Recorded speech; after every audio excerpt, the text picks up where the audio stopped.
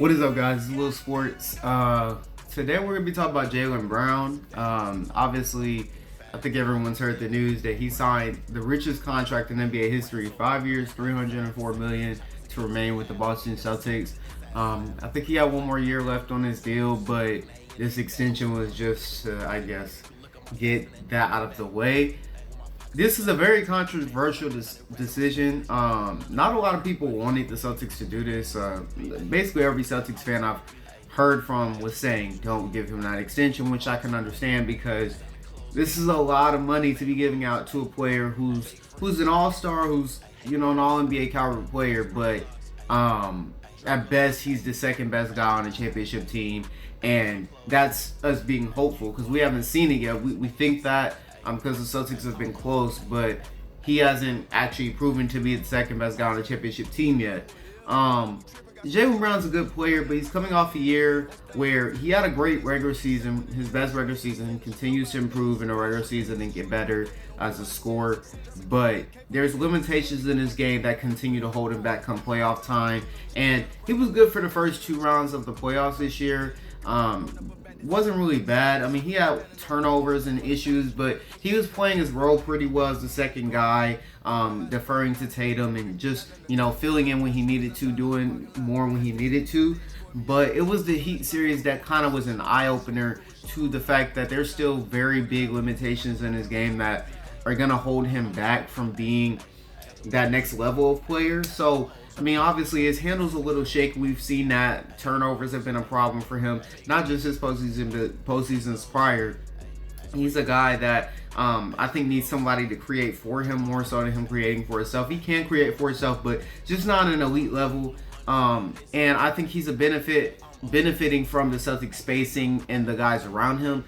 The problem now when you give him this type of deal is that you're gonna limit so much of what you can put around him and Tatum. And we're not even mentioning how they have to pay Tatum going forward. They have to pay Tatum in a few years, I think at the end of the 2025 season. So he's going to be on a supermax because if you gave Jaylen Brown supermax, Tatum's going to definitely want a supermax. So you're going to tie in almost, 140, 150 million into two players by that point. And it's just going to be insane to be to have those two guys. And those two guys are good, and they've proven to be a worthy duo come playoff time. But my thing, whenever people talk about Tatum and Brown and their success, is that the reason they've been so successful is because they've always had pieces around them and always had the right coaching and the right rosters around them to be successful. They didn't have to carry a load. And when you give these guys this type of money, you're going to sacrifice your depth and your ability to be able to put guys around them. The only way you're going to be able to put guys around them now going forward is if you're able to draft really well, and which obviously the Celtics have had some, success with that in the past. It'll be interesting to see how they fill out the rest of the roster through the draft and how they approach that every year. But right now it's probably the deepest they'll be going forward in this, Tatum Brown era. So I think this year there's a lot of pressure to win a championship because of that. They've obviously gotten close. They've been to several conference finals. They've been to an NBA finals. But now they got to win it. You give Jaylen Brown this type of money, you expect more and more and more. He has got to get better. And my thing with this is that he'll never live up to this contract, in my opinion. I think he's a great player. And I don't think that he can't get better, but I just think it's the best I could see Jaylen Brown being is like a top 20-ish player in the league, and you're asking him to give you best player in the world production now because you're paying him that type of money. The only players that should really be making this type of money is Nikola Jokic, Luka Doncic, Giannis, Steph, like those type of guys, because they're the elite guys in the league. They are the best players in the league. They are the guys who can actually carry you to a title, who can actually be the main guy on the championship team. Jaylen Brown, we don't know if he can even be the second guy yet. We hope he can, but when you sacrifice all your depth and you take away all that depth that Boston's had for years, and you're a more top-heavy roster with Tatum, Brown, and then, I guess Porzingis if they keep him, you're going to, are you going to have the same success? I don't think so. And I think, there's teams in the East that, obviously are always going to be threats like Milwaukee as long as they have Giannis. The Miami Heat are always going to be a threat. You have Cleveland rising, New York rising. So Celtics are gonna have more teams in their way going forward. I'm just really interested to see how they approach this when it comes to Tatum down the road, because they're gonna have to pay him. Because if they don't pay him, if they hesitate to pay him this type of money after they pay Jaylen Brown, you're gonna have problems there. But I'm happy for Jaylen Brown, that he got the money, because obviously the players deserve to get paid, and if you can get the most money you can, then get it. If I'm a Celtics fan, I'm kind of wary of this, because that's a lot of money, and we're gonna really have to make smart moves to surround Tatum and Brown with the pieces going forward to even be successful. It's gonna be interesting, and Jaylen Brown's name has been thrown in trade rumors a lot, with Damian Lillard, with Kevin Durant, with in the past with Paul George and Anthony Davis, when they were supposedly going to be getting those guys. Like, his name's constantly in trade rumors. So them showing that now he's secure, I think has to be very important for him.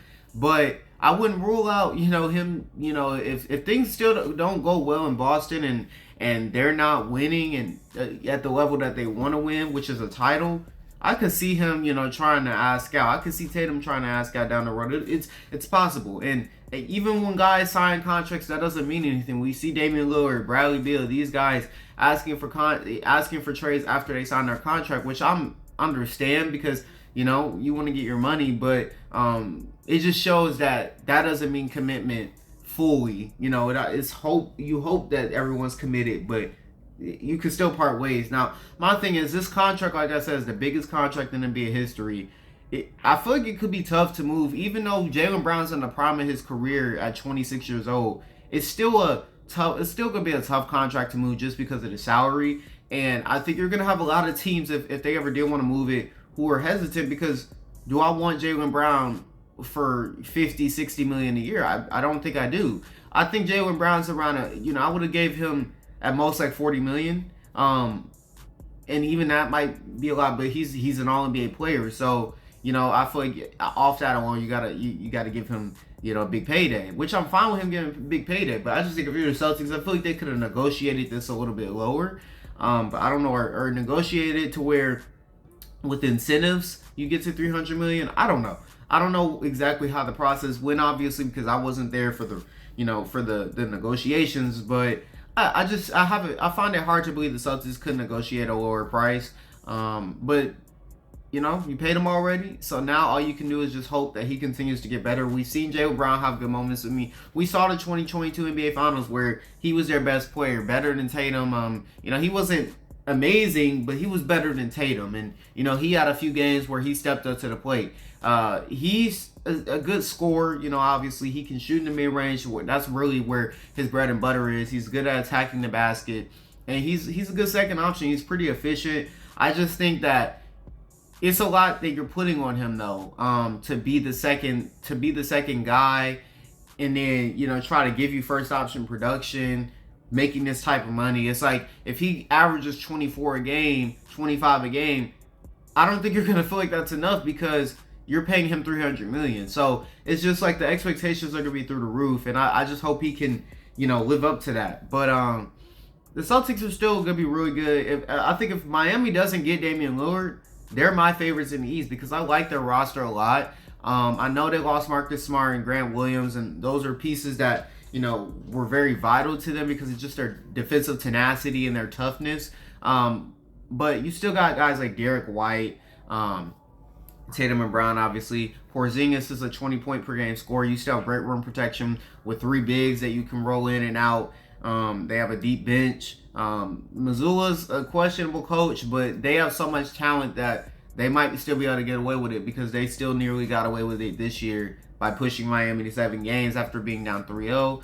And I'm sure, they'll make mid-season moves to try to get better. And I like that Jordan Walsh kid that I saw in Summer League. I don't know if he'll be on the roster, but I like him. And, I'm interested to see how this team moves on going forward. But yeah, Boston signed Jaylen Brown to a 5-year, $304 million contract. Tell me your thoughts down below, and give me more video ideas. I want to start posting more. I've been inconsistent because I'm always posting on my Instagram page. I'm working, but I want to post more on here. I just need content ideas. But let me know what you guys think down below. It's been Will Sports. Peace.